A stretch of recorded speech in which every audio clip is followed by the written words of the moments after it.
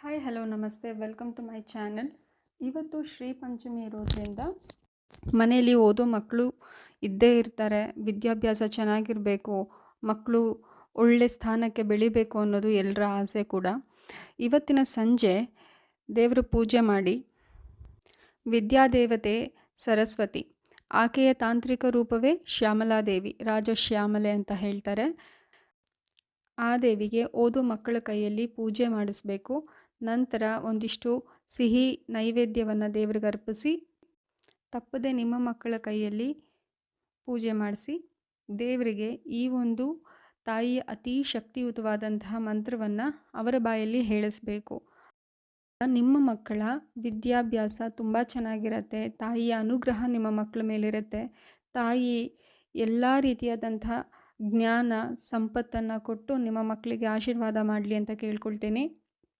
ಸಂಜೆ ತಪ್ಪದೆ ಈ ಮಂತ್ರವನ್ನು, ತಾಯಿಯ ಅತಿ ಅಪರೂಪವಾದಂಥ ಈ ಶಕ್ತಿಯುತವಾದಂಥ ಮಂತ್ರವನ್ನು ಮಕ್ಕಳ ಬಾಯಲ್ಲಿ ಹೇಳಿಸಿ, ನೀವು ಹೇಳ್ತಾ ಅವರ ಬಾಯಲ್ಲಿ ಹೇಳಿಸಿ. ಇದರಿಂದ ಮಕ್ಕಳು ತುಂಬ ಚೆನ್ನಾಗಿ ಓದ್ತಾರೆ. ಇಡೀ ವರ್ಷ ತಾಯಿಯ ಅನುಗ್ರಹ ನಿಮ್ಮ ಮಕ್ಕಳ ಮೇಲಿರುತ್ತೆ. ಹಾಗೆ ಮಕ್ಕಳಲ್ಲಿರುವಂತಹ ಕೆಲವೊಂದು ಸಣ್ಣ ಪುಟ್ಟ ದೋಷಗಳು ಕೂಡ ತಾಯಿ ಹೋಗಲಾಡಿಸ್ತಾಳೆ.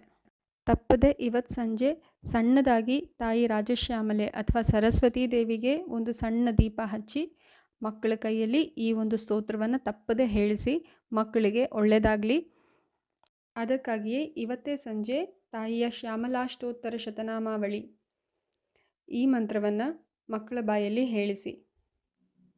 ಶ್ರೀ ಶ್ಯಾಮಲಾಷ್ಟೋತ್ತರ ಶತನಾಮಾವಳಿ. ಓಂ ಸಂಗೀತಯೋಗಿನ್ಯೈ ನಮಃ. ಓಂ ಶ್ಯಾಮಾಯೈ ನಮಃ. ಓಂ ಶ್ಯಾಮಲಾಯೈ ನಮಃ.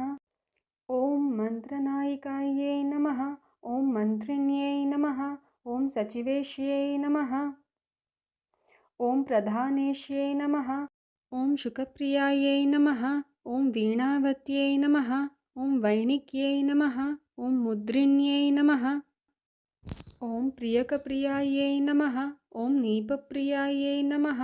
ಓಂ ಕದಂಬೇಶ್ಯೈ ನಮಃ. ಓಂ ಕದಂಬವನವಾಸಿನ್ಯೈ ನಮಃ. ಓಂ ಸದಾಮದಾಯೈ ನಮಃ. ಇತಿ ಶ್ರೀ ಶ್ಯಾಮಲಾಷ್ಟೋತ್ತರ ಶತನಾಮಾವಳಿ ಸಂಪೂರ್ಣಂ.